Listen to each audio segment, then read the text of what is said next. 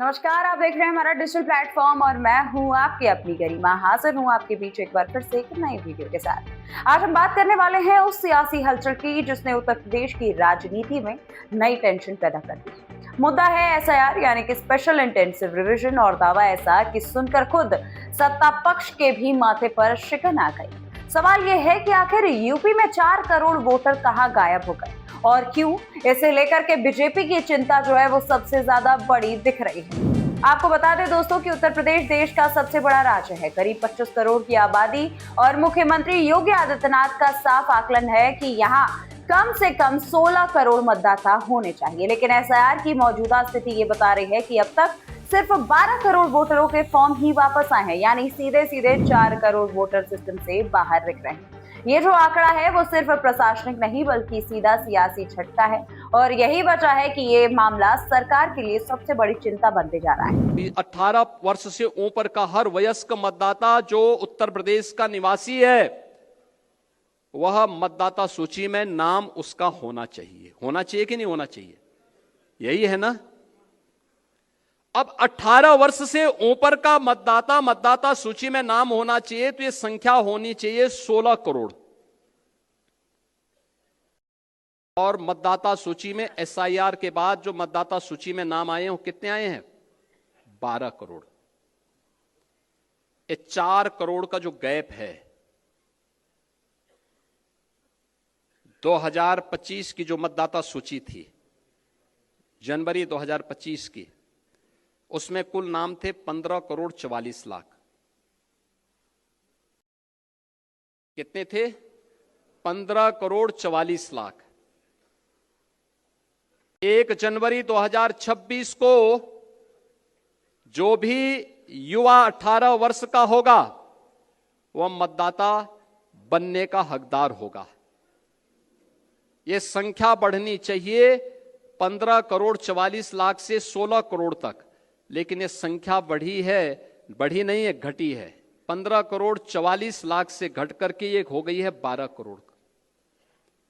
ये जो 4 करोड़ का गैप है, ये मिसिंग है, ये आपका विरोधी नहीं है। यूपी बीजेपी के नए अध्यक्ष पंकज चौधरी के स्वागत समारोह में खुद मुख्यमंत्री योगी आदित्यनाथ ने इस मुद्दे पर खुलकर बात कही। सीएम योगी ने मंच से पार्टी कार्यकर्ताओं को साफ संदेश दे दिया कि घर घर जाकर वोटर्स का सत्यापन करो, जिनके नाम कट सकते हैं उन्हें ढूंढो, एक भी समर्थक छूटना नहीं चाहिए। वजह भी बेहद अहम है दोस्तों, क्योंकि पार्टी के आंतरिक आकलन के मुताबिक जिन 4 करोड़ वोटरों का नाम लापता बताया जा रहा है उनमें से ऐसा दावा है कि 80 से 90% जो वोटर है वो बीजेपी के समर्थक है। यानी अगर ये नाम कटे तो नुकसान सीधे सीधे सत्ताधारी दल को उठाना पड़ सकता है। यहीं से इस पूरी कहानी में बीजेपी की टेंशन सबसे ज्यादा उभर कर सामने आती है। आमतौर पर चुनाव सुधार या वोटर लिस्ट रिवीजन के दौरान विपक्ष ये आरोप लगाता रहा है कि सत्ता पक्ष वोट काटने का खेल कर रहा है, लेकिन यूपी में तस्वीर ठीक उल्टी है। यहाँ बीजेपी खुद ये बात कह रही है कि उसके वोटर गायब हो रहे हैं, यानी जिस प्रक्रिया को सरकार ने पारदर्शिता और निष्पक्षता के नाम पर आगे बढ़ाया, वही प्रक्रिया अब बीजेपी के लिए सियासी सिरदर्द बनती दिख रही है। यूपी के परिवहन मंत्री दयाशंकर सिंह इस पूरे मामले को एक माइग्रेशन से जोड़कर देख रहे हैं। उनका ये बात कहना है कि बड़ी संख्या में लोग गांव से शहरों की तरफ शिफ्ट हो गए हैं। कई वोटर्स के जो नाम है वो गांव और शहर दोनों जगह पे दर्ज थे। अब नियम के मुताबिक एक व्यक्ति केवल एक ही जगह का वोटर हो सकता है, इसीलिए ऐसे प्रवासी मतदाताओं के नाम मिसिंग की कैटेगरी में चल रहे हैं। प्रशासन ने इसे तकनीकी सुधार बता रही है, लेकिन राजनीति में इसे चुनावी नुकसान की आशंका से देखा जा रहा है। गाजियाबाद जैसे जिले जहां एसआईआर की रफ्तार सबसे धीमी बताई जा रही है, वहां से बीजेपी सांसद अतुल गर्ग एक एंगल अलग ही बता रहे हैं। उनका कहना है कि विपक्ष अक्सर बीजेपी पर वोट चोरी का आरोप लगाती रहती है, लेकिन अगर 80 से 90% कटने वाले वोट बीजेपी समर्थकों के हैं तो इससे बड़ा सबूत और क्या होगा कि एसआईआर पूरी तरह से निष्पक्ष और ईमानदारी से हो रहा है। हालांकि इसके साथ ही एक और सवाल गहराता जा रहा है दोस्तों कि अगर ये जो प्रक्रिया है वो इतनी ही निष्पक्ष है तो बीजेपी की बेचैनी और टेंशन क्यों लगातार बढ़ती जा रही है? इसी टेंशन पर आपको बताते चले कि इसी टेंशन को लेकर के समाजवादी पार्टी के अध्यक्ष अखिलेश यादव ने तंज कसने में जरा भी देर नहीं लगाई है दोस्तों। अखिलेश यादव ने यह बात साफ कहा है कि अगर बीजेपी खुद मान रही है कि उसके 80 से 90% वोटर अगर गायब हो गए हैं तो इसका मतलब बिल्कुल साफ है कि पीडीएफ प्रहरियों की चौकसी के चलते एसआईआर में भाजपाई अपने मनमाफिक जुगाड़ नहीं कर पाई।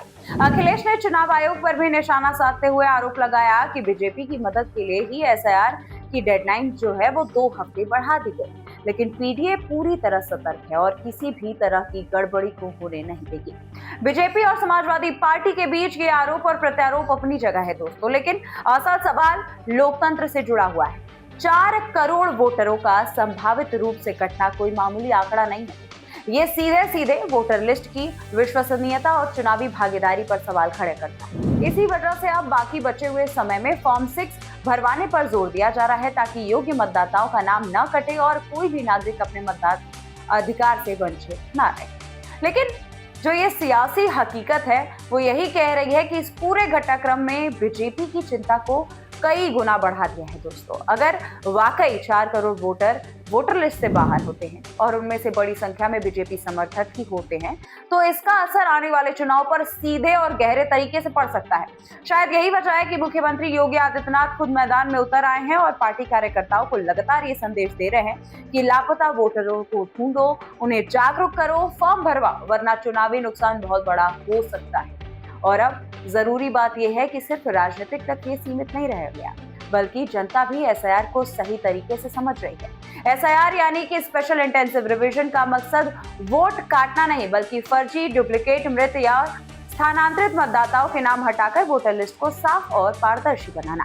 तो दोस्तों, अगर आप किसी दूसरे शहर में शिफ्ट हो गए, अगर आपके नाम की 2 जगह एंट्री है या अगर आपके घर पर बीएलओ आया और आप मौजूद नहीं थे तो आपका नाम मिसिंग हो सकता है। ऐसे में जरूरी ये है दोस्तों कि आप फॉर्म 6 भरकर समय रहते अपना नाम सत्यापित करा लीजिए, क्योंकि लोकतंत्र में सबसे बड़ी ताकत आपका वोट है।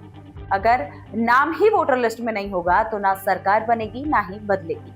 अब देखना यह है कि एसआईआर की तय समय सीमा में कितने वोटर वापस सिस्टम में आते हैं और क्या बीजेपी अपने इस टेंशन को चुनावी नुकसान में बदलने से रोक पाती है या फिर नहीं। इस पूरे मामले पर आपकी क्या प्रतिक्रिया है, आप कमेंट करके जरूर बताइए। मिलती हूं मैं आपसे अगले वीडियो में, तब तक के लिए नमस्कार।